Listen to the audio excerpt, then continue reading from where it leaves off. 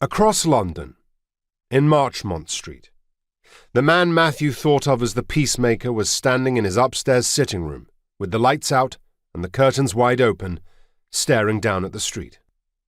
There was very little he could see, even though his eyes had grown accustomed to the dark. Really no more than the occasional gleam of hooded headlamps on the glistening wet road, as now and then a car passed by. It was nearly the end of the struggle. There was just one more big hand to play, and then it was over. Peace was inevitable now, of a kind, but nothing like the peace the world could have had if his plans had succeeded in 1914. He had seen the horror of the Boer War at the turn of the century. The slaughter, the waste, and the shame of it had never left him. He had sworn that such things would never happen again if there was anything he could do to prevent them. Any price at all he could pay. He had tried. God knew he had done everything in his power, sacrificing the time and substance of his life for the cause.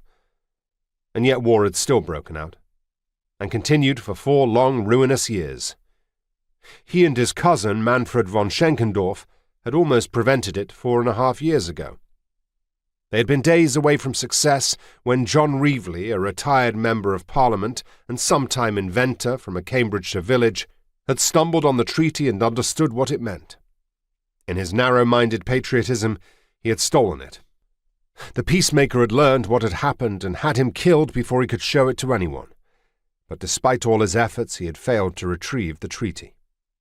The one copy he had was insufficient to take to the king in the hope that he would sign it and avoid the coming conflagration. Then there had been the idiotic assassination in Sarajevo, and Europe had hurtled toward war.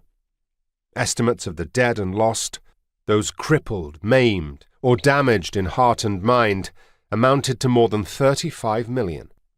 The futile, blind idiocy of it boiled inside him with a rage so intense it caused him physical pain.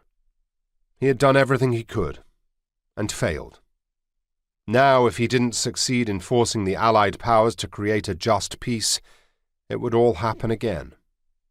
A handful of years and a new war would ferment like a disease incubating in the body, and a new generation would be slaughtered just as this one had been. He had tried persuasion, but was not listened to. President Wilson had no concept of European politics and no understanding of history. He wanted to dismantle Germany's heavy industry, destroy her army and navy, shatter the heart of her people, and weigh them down with debt that could never be repaid. He could not see the damage that would do to all of Europe, perhaps to the whole world. The torrent of his despair was interrupted by the sound of footsteps on the stairs. He knew Mason would have come on foot, but how had he not seen him in the street? He had been waiting for him all evening.